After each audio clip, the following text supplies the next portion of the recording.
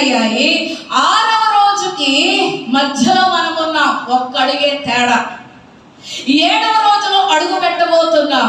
7వ రోజు దేవుడు ఏమన్నాడు? విశ్రాంతి దినమన్నాడు. 7వ రోజు ఏంటయ్యా మనకు విశ్రాంతి అంటే 1000 ఏండ్ల పరిపాలన. చెప్పండి. 6 దినాలు మానవ జాతికి స్వతంత్రం ఇచ్చాడు, బతకండి అన్నాడు, అడ్డు చెప్పల. ఆయన ఏం చేయబోతున్నాడు పరిశుద్ధ గ్రంథంలో రాసి పెట్టాడు, దాన్ని దాచిపెట్టల.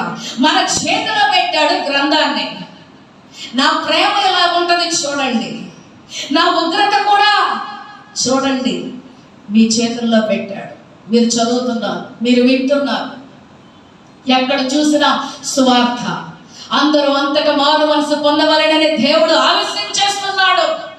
7వ దినానికి మధ్యలో ఒక్కడిగే తేడా. ఆ 7వ దినము విశ్రమించినట్లుగా ప్రభు 1000 ఏండ్ల పరిపాలన జరగబోతుంది. ఈ అంత్య దినములు ఆఖరి గడియల్లో మనం ఉన్నాం. ఈ భూమి మీద పంట పండింది. ఈ పంట కొయ్యటానికి ప్రభు రెడీగా ఉన్నాడు.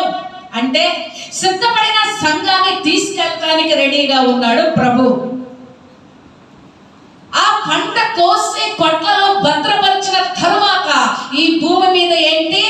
7 ఏండ్ల మహా శ్రమలు.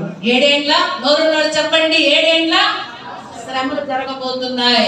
3.5 సంవత్సరాలు మామూలు శ్రమలు, మరొక 3.5 సంవత్సరము మహాశ్రమలు.